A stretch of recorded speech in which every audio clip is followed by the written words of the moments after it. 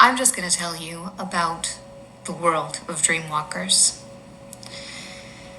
Obviously, from what little information I've given you so far, reality is a bit of a post apocalyptic wasteland, and people have fled into a place called the Dreamscape to escape it. The Dreamscape is basically a machine that allows people to connect their consciousness within a dream realm of sorts. So it's kind of like a shared dream. It was developed by the government, and there's, obviously with that, there's the whole plot conflict happening because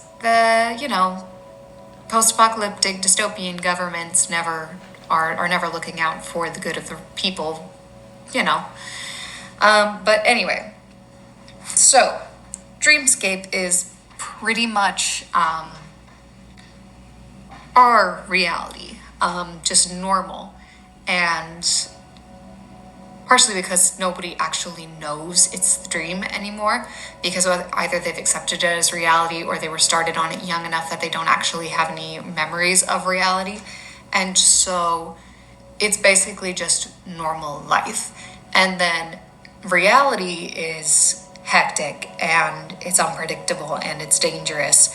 So there's not a whole lot to cover with Dreamscape because it's just normal. So we'll dig into the reality of this world more. So basically, like decades ago, I'm still nailing down how many specifically that, allow it to make sense with the story and the characters and all that. Anyway, several decades ago, there was an accident. A massive, radioactive meltdown, and the cumulative pollution that's been kicked out by every country over the years. It all converges and combines, and it damages the Earth's atmosphere, allowing dangerous things to enter, whether that's sun rays or whatever else. Again, nailing down certain specifics because I have way too many ideas and not enough paper to write them on. So, yes, giant radiation / pollution dump into the atmosphere damages it beyond repair, at least as far as the government is concerned, hence why they created the Dreamscape. And then, because of that and the massive disturbance in the atmosphere, it throws all the elemental world out of whack as well. So weather is completely unpredictable. They have no idea how to know when massive storms are coming, or a tornado, or even a hurricane, because they get spring up so quickly in this altered atmosphere that they have very little warning of it. Whereas nowadays we have things to track storms and whatever else, and we can predict what will happen with the weather fronts and all of that. They have none of that.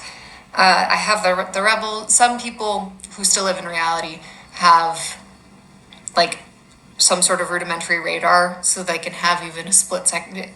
But it's rare that they get even a split second warning. It's kind of a last ditch hope, basically, on their part to have some kind of warning of the weather, but they really can't. And so they just survive as best they can, and they go train themselves to be able to at least have a small chance of surviving in those situations. So, yeah, radiation blast, upset atmosphere, causes unpredictable weather. And also, because of all the craziness that's happening with the atmosphere and the weather and nature and all of that just being completely thrown out of whack and interacting with radiation from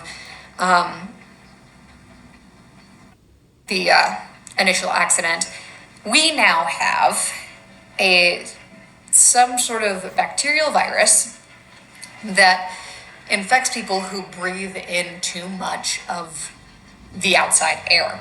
So everyone goes around with respirators in an effort to avoid that. But if someone breathes in too much of the outside air for too long, they're infected with a bacteria that, in my mind, kind of like clings to the back of their throat, and like right where it curves down into the esophagus, it kind of just clings there and it grows there. And then as it grows, it moves to the brain. And as it gets to the brain, it is kind of a carnivorous bacteria, so it starts eating away at the brain. And as it eats away at the brain, they start getting more and more like zombified, essentially. So there's like 5 stages of these zombie-esque things, which I call husks. There's the sleepers, which are newly infected, the banes, which are newly turned. So like they've started to, because that's the thing, they don't like go full zombie-esque, like they deteriorate anything, because it mostly eats away at the brain, and by the time it finishes with the brain, you're dead anyway. So it's not undead, it's just like slowly being driven insane by the loss of your brain. So the banes are newly turned, so they've basically lost it, and they're going on a kind of animal instinct, very little like critical thinking happening. At this point, they cannot be cured. Like the newly infected, the sleepers, there is a chance to remove the bacteria and kill it. But by the time they become a bane, there's no chance. Then they become the withers, which is the peak of it, where they're fully animalistic, but they still have all of their body function because those parts of their brain are still intact. And then once they hit critical stage, they're probably the most zombie-like in the stereotypical sense, where they're slower and they're more decrepit just because they are dying. And then when they get to terminal stage, they have like 1 day left. They don't really move. They're just like vegetative and on the brink of death. So those are the husks, which are, yeah, for a girl who had like a weird irrational fear of zombies for like the longest time. I don't know why or how, but I did. It's funny that I'm creating a story that kind of revolves around this. I blame it on my recurring dream where I was in some sort of zombie-esque apocalypse. It was not like a zombie infection, but it was something. And I just have a recurring dream of being chased by these zombie-like things. And then I wake up when I reach a dead end. It's fun times. Someone could interpret that for me if I feel the need. Anyway, so the main dangers of the real world now are the unpredictable weather, and then the breathing the air, obviously, which then includes the husks. But they are not the only dangers. There are also the wanderers, which are people who really just rejected the dreamscape out of spite. They were like, as a stick it to the government, they didn't want to conform.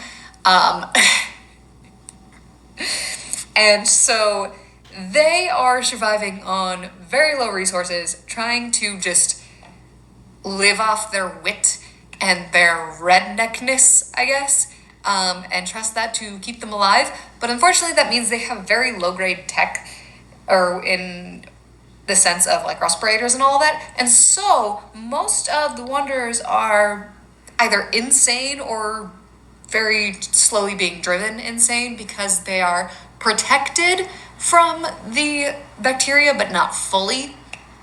And so the process has like started, but because of the lack of, or like the restricted intake of the air and the limited like filtration, it slows the process.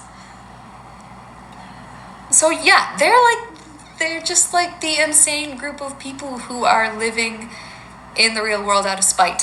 And that's that's where we're at with the wanderers. But because of that, they're slightly insane, very unpredictable, and they basically attack anyone who's not their own. Those are the Wanderers. There's also, and this is not solely a real world danger, it's mainly probably mainly a dreamscape danger, but it's the dream agents, which are basically the police system of the dreamscape, and like they're the agents of the government that keep people in line, both within the dreamscape and without. So the dream agents within the dreamscape are policing the dreamscape, and the ones outside the dreamscape are hunting down rebels.